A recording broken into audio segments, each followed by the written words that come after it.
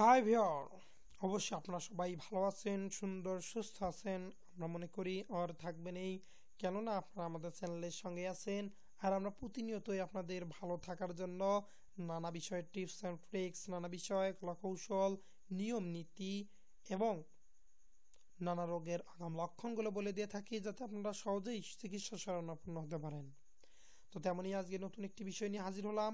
আজকের বিষয়টি হচ্ছে, নতুন বিয়ে করেছেন, জেনে নিন কিছু টিপস ও জন্ম নিয়ন্ত্রণ পদ্ধতি। সেই সঙ্গেই যারা নতুন আছেন তারা অবশ্যই আমাদের চ্যানেলটি সাবস্ক্রাইব করে আমাদের চ্যানেলটির সঙ্গে থাকুন এবং নানা বিষয়ে জেনে নিন এবং জ্ঞানী হন। তেমন এই বর্তমান বিশ্বে পারিবারিক স্বাধীনতার এক যুগান্তরী আবিষ্কার হলো জন্ম নিয়ন্ত্রণ পদ্ধতি। এই আবিষ্কার নারী জাতিকে তার সক্রিয়তা ও অধিকার আদায়ের ব্যাপারেও ব্যাপক সাহায্য করেছে। শুধু তাই নয়, এটি আমাদের পরিবারকে সুন্দর সম্ভাবনাময় ভবিষ্যতের নিশ্চয়তা দিয়েছে। কিন্তু এর আছে নানান পদ্ধতি। যারা নতুন বিয়ে করেছেন অনেকেই বুঝতে পারেন না কোন পদ্ধতি গ্রহণ করবেন। আজকে এই পদ্ধতিগুলো আমরা আলোচনা করব। আপনি দেখে নিতে পারেন কোনটি আপনার জন্য সুবিধাজনক। জন্ম নিয়ন্ত্রণ পদ্ধতির প্রকারভেদ। জন্ম নিয়ন্ত্রণ পদ্ধতিগুলোকে প্রধানত দুভাগে ভাগ করা যায়, যথা ক সনাতন পদ্ধতি, খ আধুনিক পদ্ধতি।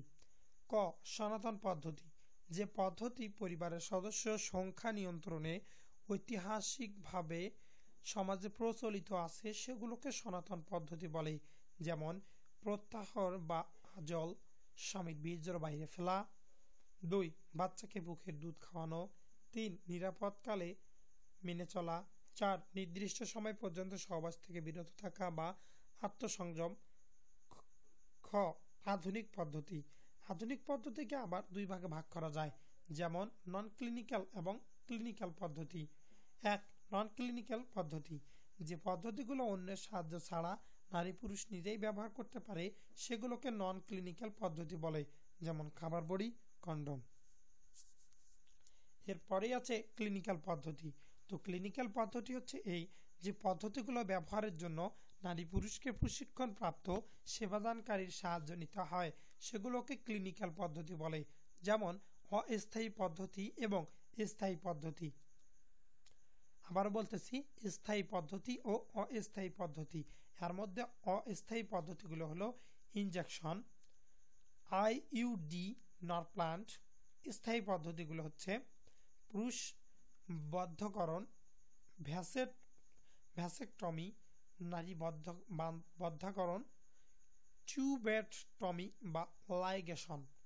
খাবার বড়ির প্রকার, মাত্রা, কার্যপদ্ধতি এবং সুবিধা অসুবিধা। খাবার বড়ির প্রকার ও মাত্রা।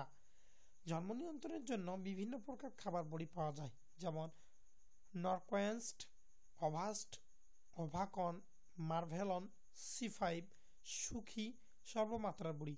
প্রত্যেক প্রকার বড়িতে হরমোনের মাত্রার পার্থক্য থাকতে পারে। সেগুলোর কার্যপদ্ধতি হচ্ছে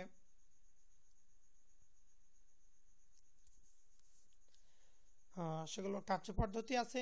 সেই কার্যপদ্ধতিগুলো আপনাদেরকে আমরা এই ভিডিওর দ্বিতীয় পর্বে আপনাদের সামনে হাজির হব সেই বিষয়গুলো নিয়ে আলোচনা নিয়ে। তো সবাই সে পর্যন্ত ভালো থাকবেন, সুন্দর সুস্থ থাকবেন এবং এর দ্বিতীয় পর্বটি দেখার আপনাদের সবাইকে আমন্ত্রণ রইল।